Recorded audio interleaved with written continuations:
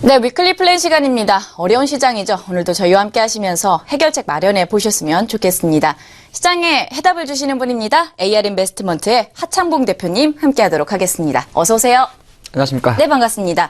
자, 최근 지수 흐름에서 확인되는 부분이 이 외국인들의 매도 기조입니다. 그런데 어떻게 보면은 외부적인 요인보다는 이 국내 시장에서 종목별로 차별화된 이 흐름에 수급이 직접된 결과물로 봐도 좋다라는 이야기가 나오고 있더라고요.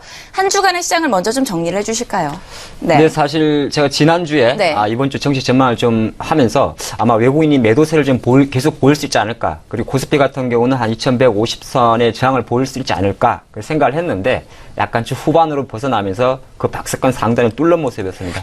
사실 글로벌 기준으로 봤을 때 이번 주 같은 경우도 뭐 프랑스 1차 대선 이번 주말에 예정이 되는데요. 일요일이군요. 23일 날 프랑스 1차 대선이 있고 또 북한에 대한 북핵 리스크는 여전히 공존하고 있습니다만은 시장은 미국 해외 증시가 나름 국제 유가가 배럴당 $50 초입으로 떨어진 걸 제외하고 나면 금융시장 같은 경우는 상당히 강보합세를 유지했다 그렇게 보는 것이고 뭐 이번 주 미국 증시가 조금 변동성이 컸습니다만은 오늘 또 마지막 거래일날 전날 오늘 하루 더 남았군요. 네, 어제까지 상당히 좋은 흐름을 보였기 때문에 이번 주는 다우존스 산업지수에 포함되어 있는 골드만삭스라든지 IBM의 주가 부진이 있다 보니까 다우지수는 조금 변동성이 이제 컸습니다만은 또 기술주 위주의 나스닥은 이제 5,900선 이상이죠. 당장 이제 다음 주부터 애플이라든지 퀄컴이라든지 AT&T라든지 또 미국의 IT 기업들의 실적 발표 예정돼 있기 때문에 큰 그림에서 봤을 때 미국 증시도 실적 시즌에 대한 기대감은 계속 이어진다 그렇게 볼 수가 있을 것 같습니다. 그런 관점에서 약간 사실 주 초반까지 외국인이 매도를 보였는데 어제부터 다시 매수가 들어왔죠. 오늘도 들어오고 있습니다.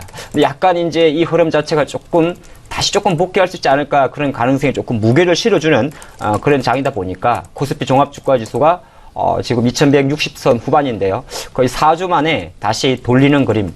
그렇게 된다 그러면 만약에 여기서 추가적인 외국인 매수가 들어온다면 2180선의 최근 단기 저항이었던 고점 갱신 가능성을 다음 주에 조금 열어놔도 되지 않겠느냐. 조심스럽게 좀 낙관적인 표현을 말씀드리겠고요.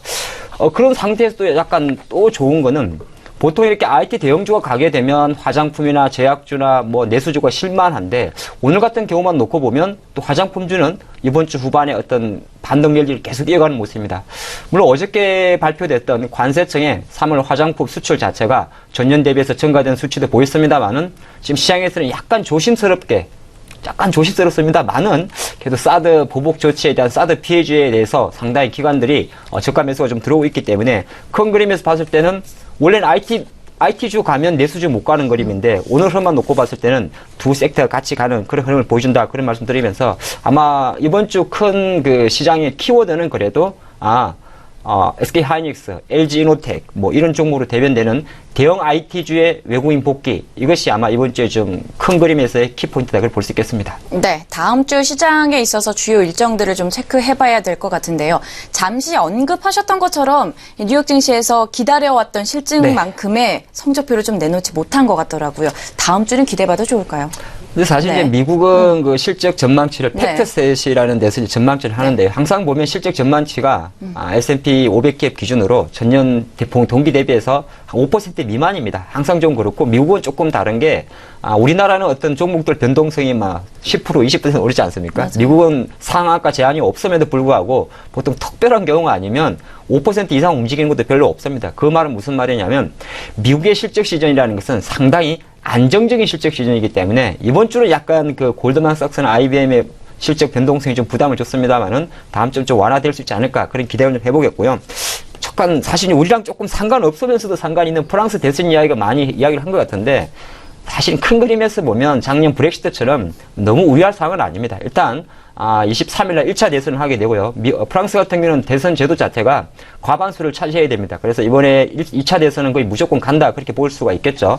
지금 두 후보 르펜 후보와 마크롱 후보의 지지율 자체가 23% 초입 정도에 있기 때문에 누가 되더라도 결선 투표를 해야 됩니다. 그럼 결선 투표는 2주 후 5월 7일날 예정이 되는데요. 일단 그때까지는 프랑스 대선 리스크 같은 경우는 유로화 쪽에 유로 환율에 대한 브렉시트의 부담감 정도만 체크하시면 좋겠다 그런 말씀 드리겠고 25일 같은 경우로 바로 넘어가죠. 25일 화요일 같은 경우는 제가 예전에는 이런 걸 체크를 안 했는데 제가 사실 북한 일정을 다 체크를 해야 됩니다. 북한이 지난 4월 25일이 북한 인민군 창건일 85주년이라고 합니다. 왜 자꾸 이런 날짜를 체크하냐면 지난 4월 15일이었나요? 그땐 태양절 연휴 때문에 북한이 또 핵실험을 하지 않겠느냐 했었는데 핵실험은 못하고 미사일만 불발했었죠.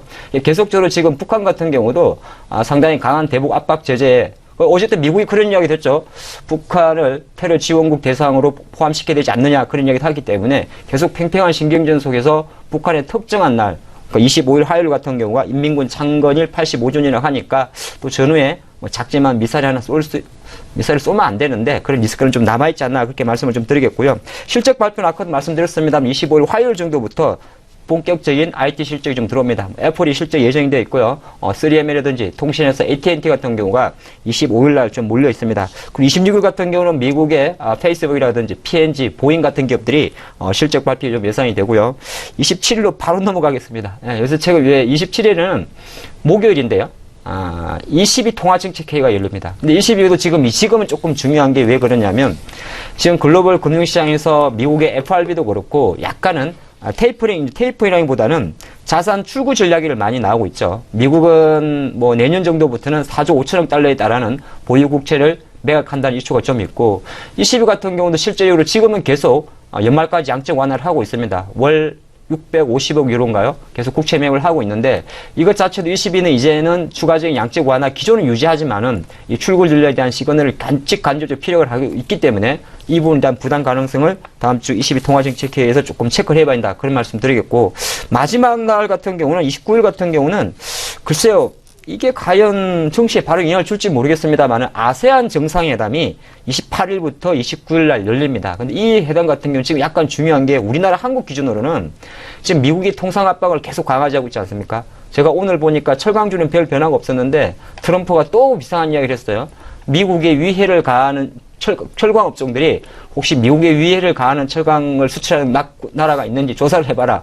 뭐 이런 식으로 이야기를 하고 있기 때문에 큰 그림 봤을 때 미국의 통상 압박은 계속 강화되는 것이고 또 중국의 사드 보복 조치도 진행되는 관점에서 우리 한국 기준으로는 이 아시안과 동남아 쪽으로 중남미 쪽으로 관심을 좀 가져야 되기 때문에 아마 이 부분에 대해서는 이게 뭐 정시에 바로 나오는 건 아닙니다. 하지만 뉴스 플로우 같은 거 좀 체크를 해봐야 된다. 그런 말씀드리겠습니다. 네, 우리가 정말 북한의 창건일도 이제 챙겨봐야 되는 시점이 된 것 같습니다. 자, 다음 주에 어떠한 업종들에 우리가 주목해보면 좋을지 이 부분도 잡아주실까요? 네, 뭐 지수는 제가 조금 전에 대부분 이야기를 했어요. 아마 미국은 나스닥이 신고가를 뚫을 가능성이 되게 많기 때문에 뭐 다우나 S&P 지수의 약간 변동성보다는 기술적 상승을 좀 계속 주목 있게 보시면 좋을 것 같고, 아까 코스피도 마찬가지입니다. 일단 우리가 보이는 대로 좀 대응을 해야 됩니다. 물론 또 다음 주 갑자기 외국인이 돌변할지 모르겠습니다만은 일단은 어제 오늘 들어오는 힘을 놓고 보면 아마 추가적인 IT 관련 대형주의 매수가 좀 들어올 수 있지 않을까. 그렇게 본다면 물론 삼성전자를 제가 206만 원대 사봅시다 하는 말은 잘 안 하죠. 맞긴 맞는데 잘 안 사시지 않습니까? 그렇게 관점에서 보면 오히려 삼성전기라든지 LG이노텍 뭐 이런 SK하이닉스 이런 종목들이 다시 한번 좀 주도주로 들어갈 수 있지 않을까. 그렇기 때문에 지난주까지는 IT 개별주 중소형주 좋긴 좋았습니다만 약간 시장의 주도권 패권을 코스피 대형주를 조금 뺏길 수가 있습니다. 그래서 그 관점에는 일단 다음 주 같은 경우는 약간은 코스피에 조금 힘을 실어줘야 될 것 같고요.